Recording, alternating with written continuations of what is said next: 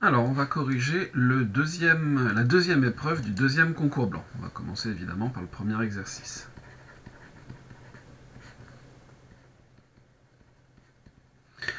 Donc le premier exercice est un exercice sur les suites. On nous donnait deux suites. Première question, vérifiez que U1 égale machin, V1 égale machin, et ensuite calculez U2 et V2. Vous êtes relativement nombreux à ne pas avoir fait cette deuxième partie de la question. Lisez l'énoncé jusqu'au bout. Donc, on nous demande de calculer U1. D'après la formule qui nous est donnée, U1 c'est donc U0 plus V0 sur 2, c'est-à-dire U0 plus V0 sur 2, ce qui nous fait 1,5, qui est bien la valeur que l'on doit trouver.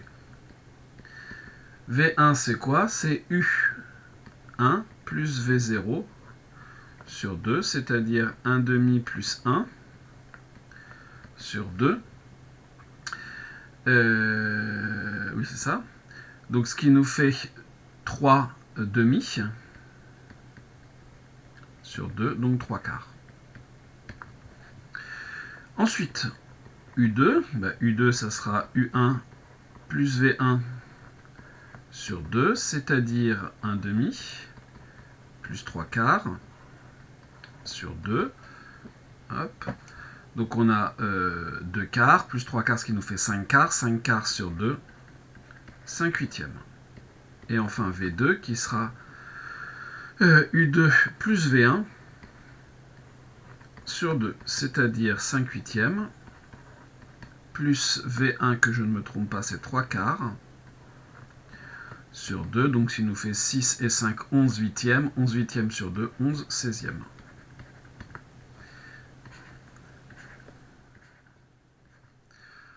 Voilà pour la première question. Rien de difficile quand on lit bien jusqu'au bout. Question, il n'y a pas de 2A, j'ai mis un A à tous les coups aussi, donc c'était juste la question 1. Question 2. Écrit en Python une fonction suite qui prend en entrée un entier naturel n et renvoie les valeurs de un et vn. Une question, tout ce qu'il y a de classique.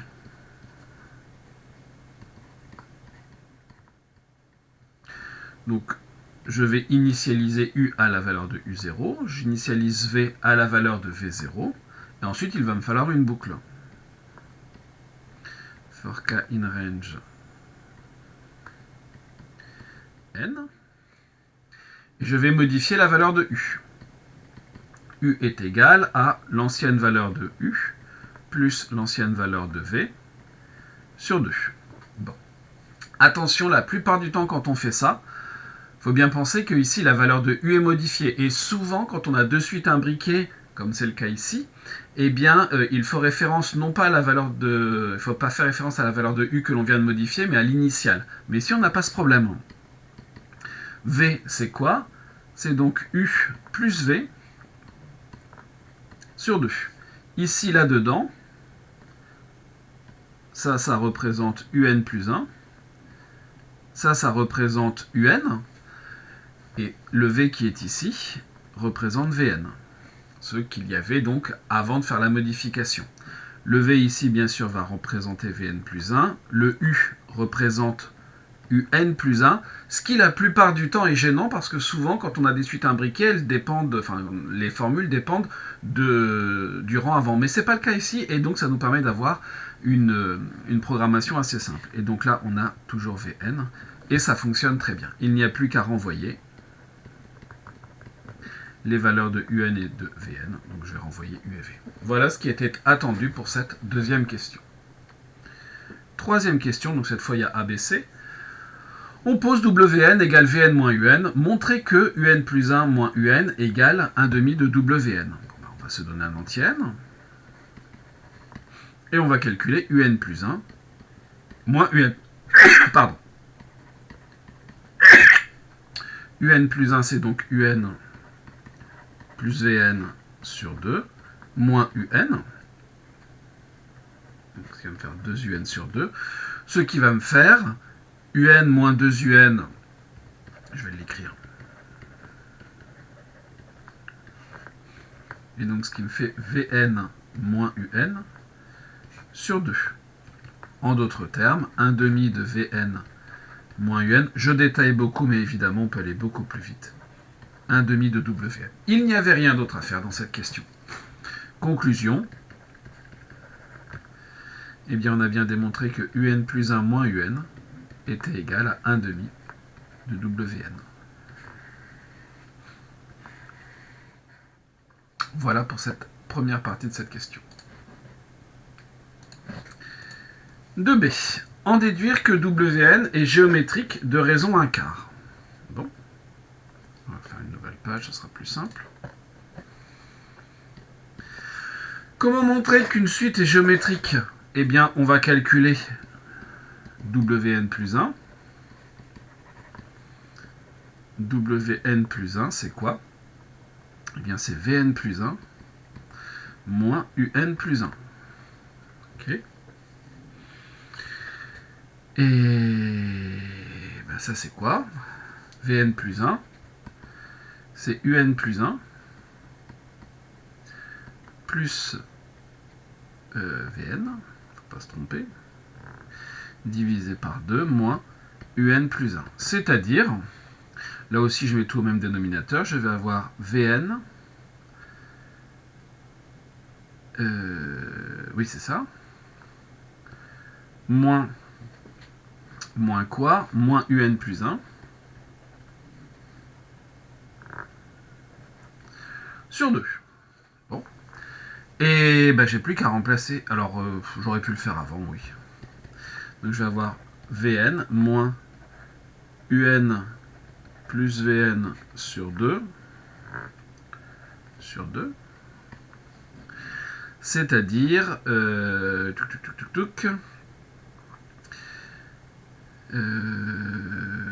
je vais avoir 2Vn moins Vn, ce qui va me donner Vn moins Un sur 2. Sur 2, donc je vais avoir Vn moins Un sur 4.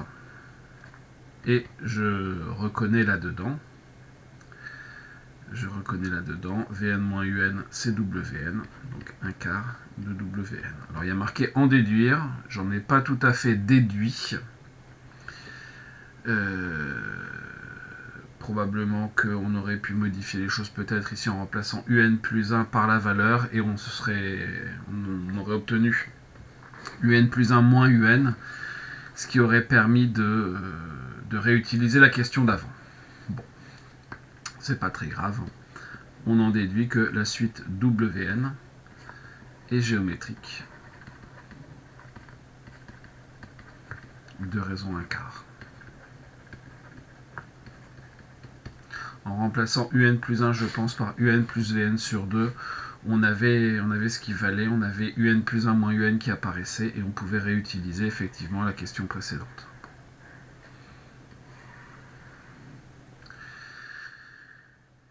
Question C. Calculer la somme des WK. Bon. Donc, on va se donner d'abord un N dans une étoile.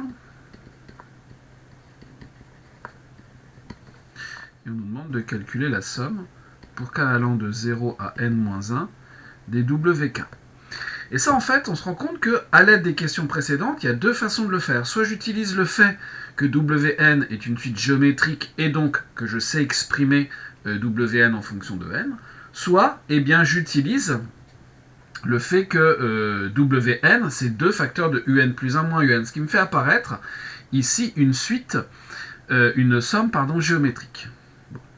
Toujours est-il que je vais commencer par la première façon. Qu'est-ce que c'est que Wn? Eh bien, c'est W0 multiplié par la raison à la puissance n, donc ici à la puissance k. Or, W0, qu'est-ce que c'est que W0? W0, c'est V0 moins U0, c'est-à-dire 1. Donc ici, on va avoir la somme pour k allant de 0 à n-1 des 1/4 à la puissance k, qui vaut 1 moins 1/4 à la puissance n-1 plus 1, donc à la puissance n, divisé par 1 moins 1/4, c'est-à-dire divisé par 3/4 en fait, donc on va obtenir 4 tiers multiplié par 1 moins 1/4 à la puissance n. On a fait ce calcul. En déduire l'expression de un en fonction de n. Donc c'est là qu'on va calculer la somme des wn d'une autre façon. D'autre part, on sait que la somme pour k allant de 0 à n-1 des wk, c'est la somme pour k allant de 0 à n-1 des 2 facteurs de uk plus 1 moins uk, puisque oui, uk plus 1 moins uk est égal à 1 demi de wk, donc wk est égal à 2 facteurs du reste. Ce qui va me faire 2 multiplié par la somme pour k allant de 0 à n-1 des uk plus 1 moins uk. Et ça, c'est une somme télescopique. Alors attention, ce n'est pas une série télescopique, c'est une somme télescopique. Et donc je vais avoir 2 facteur de u n-1 plus 1, donc un, moins le dernier qui sera u0. Et u0 vaut 0, donc ça vaut 2 un. Conclusion, 2 un est égal à 4 tiers de 1 moins 1 quart à la puissance n. Et donc, un, c'est 2 tiers. Alors, j'avais choisi un n différent de 0, donc, pour tout n appartenant à n étoile, un est égal à 2 tiers, je divise par 2, facteur de 1 moins 1 quart à la puissance n.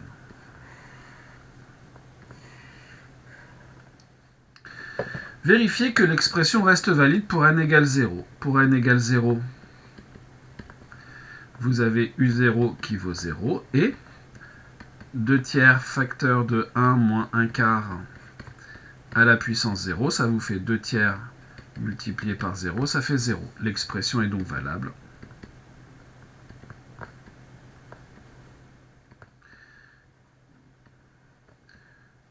Pour n égale 0.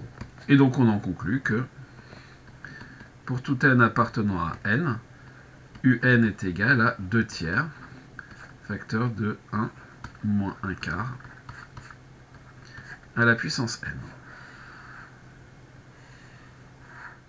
Ce qui termine la question 2C. Question 2D, une histoire de convergence. Vous avez 1 quart qui est compris entre moins 1 et 1, donc 1 quart à la puissance n va tendre vers 0. Par conséquent, vous avez la limite, vous avez un qui converge vers 1 moins 0, 1 multiplié par 2 tiers, 2 tiers.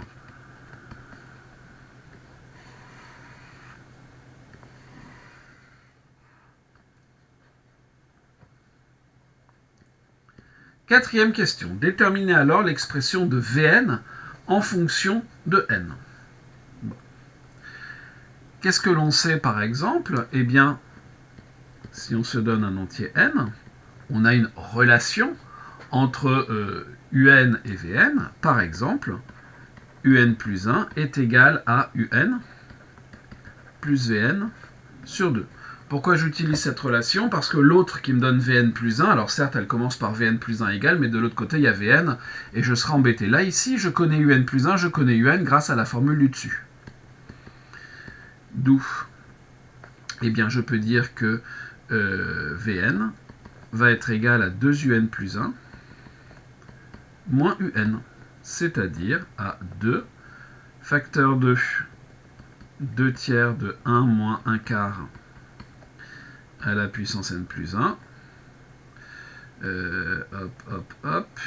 moins 2 tiers de 1 moins 1 quart à la puissance n. Alors évidemment on pourrait laisser comme ça, mais on va quand même arranger les choses. Donc ici j'ai 4 tiers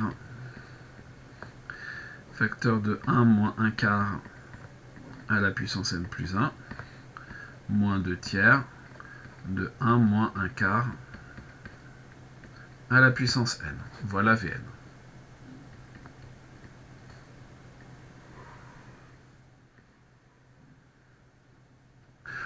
On peut peut-être améliorer les choses, mais ça nous suffira pour la suite. Donner sa limite, eh bien, on a toujours 1 quart à la puissance n qui tend vers 0, et donc 1 quart à la puissance n plus 1 aussi. Et donc si on regarde bien, vous allez avoir 4 tiers multiplié par 1, moins 2 tiers. Donc Vn converge vers 4 tiers fois 1, 4 tiers, moins 2 tiers. C'est-à-dire 2 tiers. Voilà pour la question 4. Là encore une fois, rien de très compliqué. Question 5a. Justifiez que l'unique réel pour lequel la série de termes générale Tn est convergente est alpha égale 2 tiers. Bon. Supposons que alpha soit différent de 2 tiers. Comme vous avez un qui converge vers 2 tiers, eh bien alpha moins un converge vers un réel non nul. Donc, Tn aussi. Donc la série somme des Tn diverge grossièrement.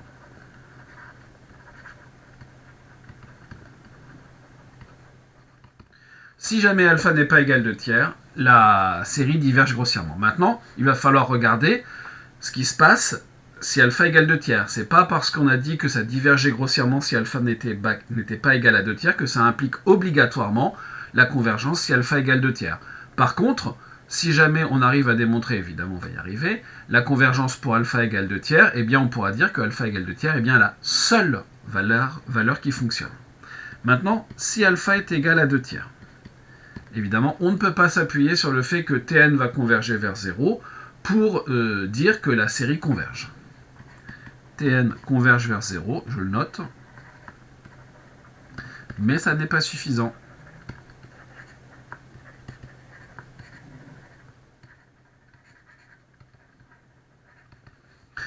On va s'intéresser donc à la somme des Tn, c'est-à-dire la somme des 9 huitièmes facteur de 2 tiers moins un, c'est-à-dire 2 tiers, 1 moins 1 quart, à la puissance n. C'est-à-dire la somme des 9 huitièmes, facteur de 2 tiers moins 2 tiers, plus 2 tiers de 1 quart à la puissance n, c'est-à-dire la somme des 9 huitièmes multiplié par 2 tiers, multiplié par 1 quart à la puissance n, c'est-à-dire la somme des 3 quarts de 1 quart à la puissance n. Cette série a la même nature que la somme des 1 quart à la puissance n qui convergent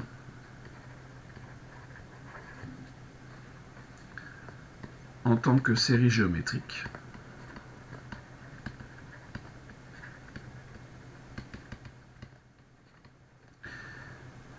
avec un quart qui est compris entre moins 1 et 1. Donc la série des Tn converge. Et donc, conclusion de tout ça, la somme des Tn converge si et seulement si alpha égale 2 tiers. Donc, il y a convergence uniquement si alpha égale 2 tiers. Question B. Montrez alors que pour tout n, Tn est positif et que la somme des Tn vaut 1. Bon. Soit n appartenant à n. Tn vaut 9 huitièmes, facteur de 2 tiers moins 2 tiers de 1 moins 1 quart à la puissance n. Et ce calcul-là, on l'a déjà fait en fait. On l'a déjà fait ici, on a trouvé que ça valait 3 quarts multiplié par 1 quart à la puissance n, qui est bien sûr strictement positif. Et donc la somme pour n allant de 0 à plus l'infini, maintenant que j'ai justifié de la convergence, j'ai le droit de parler de cette somme de la série, dtn, vaut la somme pour n allant de 0 à plus l'infini des 3 quarts multiplié par 1 quart à la puissance n, c'est-à-dire par linéarité 3 quarts multiplié par la somme des 1 quart, c'est-à-dire 3 quarts multiplié par 1 sur 1 moins 1 quart, c'est-à-dire 3 quarts multiplié par 1 sur 3 quarts, c'est-à-dire 1. D'où la somme pour n allant de 0 à plus l'infini de tn est égale à 1. Voilà pour la question 5b. Question 6, on va lier ça avec des probabilités. Soit x, une variable aléatoire discrète à valeur dans n, telle que pour tout n, probabilité que x soit égal à n est égale à tn. On pose y égale x plus 1, montrer que y suit une loi usuelle. Donc ici, ce que l'on peut dire, c'est que y de oméga, c'est x plus 1. Donc il va falloir que l'on regarde les différentes valeurs prises par x. Et donc, comme x de oméga, c'est n, on nous le dit la question, on nous le dit dans l'énoncé de la question 6, et bien ici on aura n étoiles. Maintenant, si je me donne petit n appartenant à n étoiles, la probabilité que y soit égal à n, c'est donc la probabilité que x plus 1 soit égal à n. C'est-à-dire, en fait, la probabilité que x soit égal à n-1. Et cette probabilité-là, on nous dit que c'est Tn. C'est donc la probabilité, je vais utiliser la formule que j'ai trouvée ici pour Tn, 3 quarts multiplié par 1 quart à la puissance n-1. Donc ici, ça va être T n-1, c'est-à-dire 3 quarts, multiplié par 1 quart à la puissance n-1. Et ça, c'est clairement la formule qui donne les probabilités d'une loi géométrique de raison 3 quarts. Donc ici, y suit la loi géométrique, j'ai dit de raison, mais c'est de paramètres, 3 quarts. C'est la formule, j'ai y de oméga égale à n étoile, et la formule des p de y égale n qui vaut cette chose-là. C'est une loi géométrique. En déduire l'espérance et la variance de x, B, on a donc l'espérance de y qui vaut 1 sur p, c'est-à-dire 4 tiers, et la variance de y qui vaut 1 moins p sur p carré, c'est-à-dire 1 quart multiplié par 9 16e dont on prend l'inverse, donc 16 neuvième, ce qui nous fait 16 divisé par 4, 4 neuvième. Voilà pour cette espérance et cette variance. Et ce qu'on nous demande, nous, c'est l'espérance de x. Donc l'espérance de x, c'est l'espérance de y moins 1, c'est-à-dire l'espérance de y moins 1 par linéarité de l'espérance, c'est-à-dire 4 tiers moins 1, c'est-à-dire 1 tiers. La variance de x, c'est la variance de y moins 1, qui est la même variance que celle de y par les propriétés de la variance, c'est-à-dire ici 4 neuvième.